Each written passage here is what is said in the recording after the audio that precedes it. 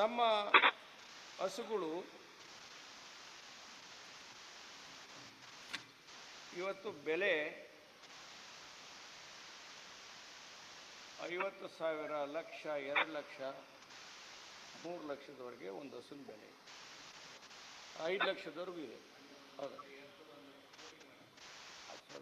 5 ಲಕ್ಷದವರೆಗೆ ಬೆಲೆ ಇದೆ.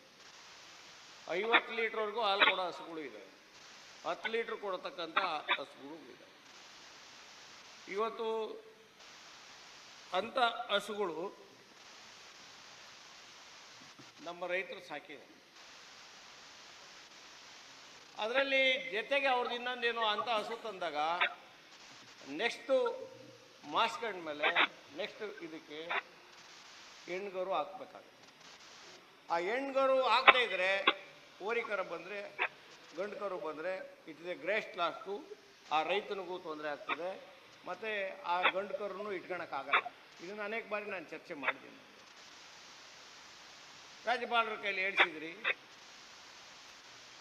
24,934 ರಾಸುಗಳಿಗೆ ಮತ್ತು 33,373 ಕುರಿಗಳಿಗೆ ಮತ್ತು ಮೇಕೆಗಳಿಗೆ 26 ಕೋಟಿ ರೂಪಾಯಿ ಪರಿಹಾರ ಕೊಟ್ಟಿದ್ದೀವಿ.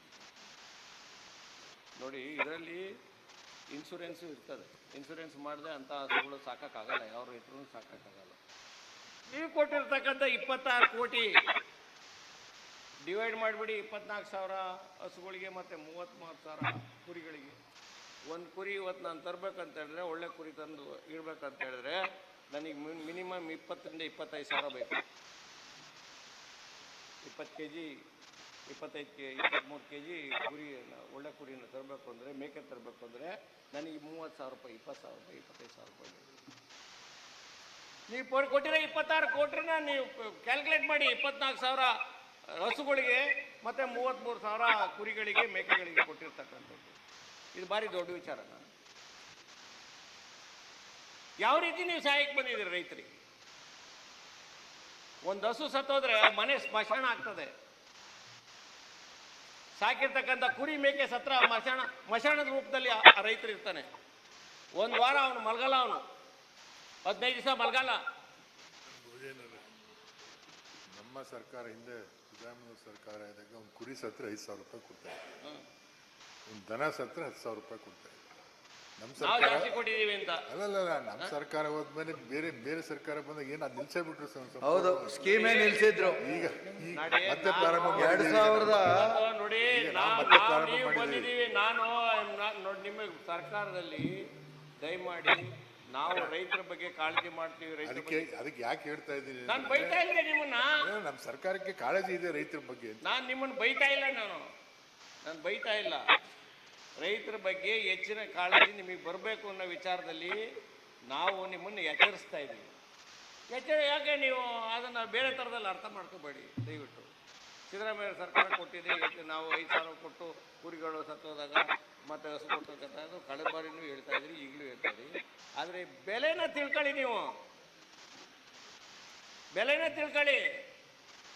ಆನೆ ಹೊಟ್ಟೆಗೆ ಅರೆಕಾಸಿನ ಮಜ್ಜಿಗೆ ಅದು ಆಗಬಾರ್ದು ಅಂತ ನಿಮ್ಗೆ ಹೇಳ್ತಾ ಇದ್ದೀನಿ. ಯಾಕೆ ಕೊಡಬಾರ್ದು?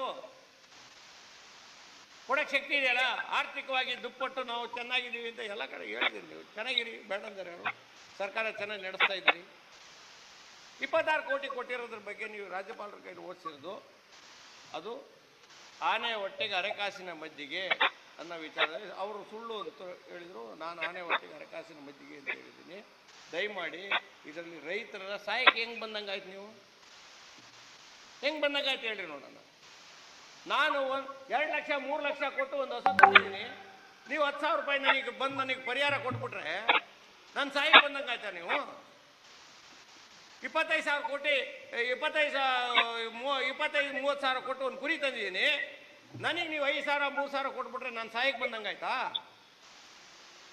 ನಾನು ವಾಪಸ್ ಡೈರಿ ನಡೆಸ್ಬೇಕಲ್ಲ ನಾನು. ಮತ್ತೆ ಆ ಹೆಣ್ಗರ ಆಗದೆ ಇದ್ರೆ ನನ್ನ ಪರಿಸ್ಥಿತಿ ಇನ್ನೂ ಹೋಯ್ತು. ಅದ್ರ ಬಗ್ಗೆ ಬರ್ತೀನಿ, ಗೋಶಾಲೆ ಬಗ್ಗೆ ಆಮೇಲೆ ನಾನು ಜಾಸ್ತಿ ಮಾತಾಡಕ್ಕೆ ಹೋಗಲ್ಲ ಅದ್ರ ಬಗ್ಗೆ. ಗಂಡು ಕರುಗಳು ಹಾಗಾದ್ರೆ ಲಕ್ಷಾಂತರ ಗಂಡು ಕರುಗಳು ಬಂದವಲ್ಲ ಎಲ್ಲಿದ್ದಾವೆ ಅಂತ ಕೇಳ್ಬೇಕಾಗತ್ತೆ ನಿಮ್ಮನ್ನು. ನಾನೀಗ ಗೋಶಾಲೆ ಪರಿಸ್ಥಿತಿ ಇನ್ನೊಂದು ಥರ ಆಗಿದೆ. ಅದಕ್ಕೆ ನಾನು ಹೇಳ್ತಾ ಇರ್ತಕ್ಕಂಥದ್ದು, ಇದನ್ನು ನೀವು ಸ್ವಲ್ಪ ಚೇಂಜ್ ಮಾಡ್ಕೊಳ್ಳಿ ಈ ಪರಿಹಾರನ. ಮುಂದಿನ ಬಡ್ಜೆಟ್ ಬರ್ತಾ ಇದೆ, 7ನೇ ತಾರೀಕು ಬಡ್ಜೆಟ್ ಮಂಡನೆ ಮಾಡ್ತಕ್ಕಂಥ ಸಂದರ್ಭದಲ್ಲಿ ರೈತರಿಗೆ ನಾವು ಏನು ಬೆಲೆ ತಂದಿರ್ತೀರಿ ಕೊಟ್ಟಿರ್ತೀರಿ ಅಷ್ಟೇ ಹಣವನ್ನು ಕೊಟ್ಟು ಸಂಪೂರ್ಣವಾದ ನಿಮ್ಮ ರಕ್ಷಣೆಗೆ ಬರ್ತೀವಿ. ಕುರಿ ಸಾಕೋದು, ಮೇಕೆ ಸಾಕೋದು, ಹೈನುಗಾರಿಕೆಯಲ್ಲಿ ನಾವು ನಿಮ್ಮ ಜೊತೆಯಲ್ಲಿ ಸದಾ ಇದ್ದೇವೆ. ನೀವು ಹೆದರಬೇಡಿ, ಹೈನುಗಾರಿಕೆಯನ್ನು ಇನ್ನೂ ಸ್ಟ್ರೆಂಥನ್ ಮಾಡಿ ಅಂತೇಳಿ ನೀವು ಹೇಳ್ತಕ್ಕಂಥ ಕೆಲಸವನ್ನು ಮಾಡಿ ಅಂತೇಳಿ ಸಂದರ್ಭದಲ್ಲಿ ನಾನು ನಿಮಗೆ ವಿನಂತಿ ಮಾಡ್ತೀನಿ, ಜೊತೆಗೆ ಒತ್ತಾಯನೂ ಕೂಡ ಮಾಡ್ತೀನಿ ಇವತ್ತು. ಹಾಗಾಗಿ ಇಲ್ಲಿ ಜನರಲ್ ಕ್ಯಾಟಗರಿ ಇವರು ಆ ಕ್ಯಾಟಗರಿ ಈ ಕ್ಯಾಟಗರಿ ಅಂತಿಲ್ಲ. ಈಗ ಆ ಜನರಲ್ ಕ್ಯಾಟಗರಿನಲ್ಲಿ 85% ಹಸುಗಳು ಸಾಕೋದು, ಕುರಿ ಸಾಕೋದು ಇರ್ತಕ್ಕಂಥದ್ದು. ಯಾಕೆ 85% ಅಂತ ಹೇಳಿದ್ರೆ ಅವ್ರ ಹತ್ರ ಜಮೀನು ಇರ್ತದೆ, ಸ್ವಲ್ಪ ಜಮೀನು ಇಟ್ಕೊಂಡಿರ್ತಾರೆ. ಹಂಗಾಗಿ 85% ಅವ್ರು ಸಕ್ಸಸ್ ಆಗೋಕ್ಕಾಗಿದೆ.